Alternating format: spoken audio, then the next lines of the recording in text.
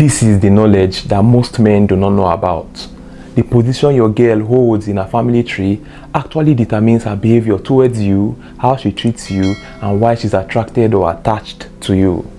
I mean, your girl being the first child, middle child, or the last child, or even the only child is an actual factor and has a role to play in how she behaves towards you. Now we'll explain the theory.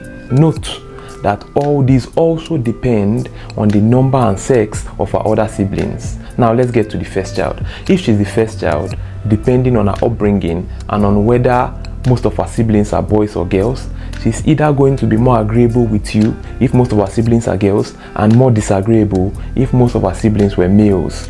You know, boys are more disagreeable and harder to train, so she has to imbibe and learn to become disagreeable to control them and, you know, train them as an elder sister.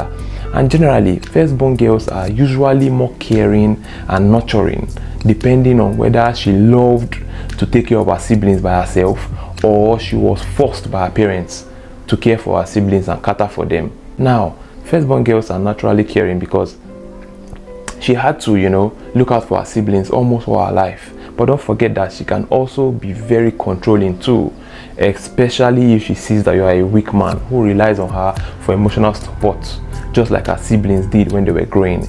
She will show no emotions towards you when you guys have a misunderstanding and punish you by taking off her emotions, and then you run back to her like a little child because you need her emotions to validate you and make you happy, just like you needed your mom's or parents' validation when you were younger. If you are this kind of man, then it is likely that you didn't get adequate emotional stability and support in your formative years, or you grew up with a single mom. So these are the kind of guys that firstborn girls are usually attracted to. They're not attracted to men who don't need any help, who are strong. Most of them, you know, they can survive with them, but they don't really like that kind of guy. You know, they like guys that they can help and cater for.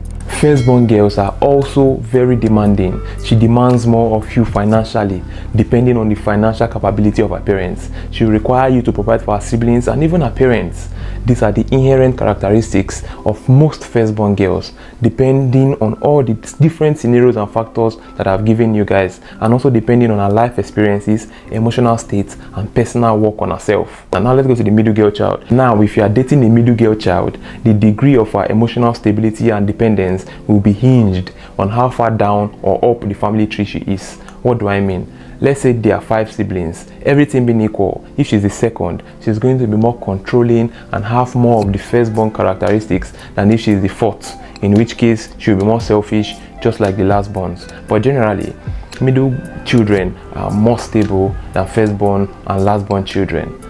Now, if she's the last child or the only child, she will be more selfish. She will barely do any selfless acts towards you, and you can't blame her. She has never had to take care of anybody throughout her life.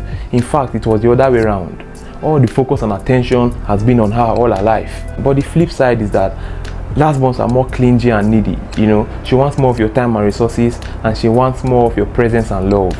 If you are not wise, you can interpret this as true love, but it's an emotional attachment, a negative one at that. You could also interpret it as mixed signals. You'll be like, why is this girl wanting more of me, but she doesn't even do anything for me? If you have dated a lastborn, I'm sure you understand what I mean. So these are the phenomenons that you have to understand when dealing with women in your life, but realize that no woman is perfect. This doesn't mean that you cannot date her. If you see any of these characteristics in your partner, call her attention to it and talk it out with her. If she's self-aware and emotionally matured, then she will work on it. Hit the link on the description or on my bio to improve your dating life. Follow me for more and make sure you subscribe. One love, guys.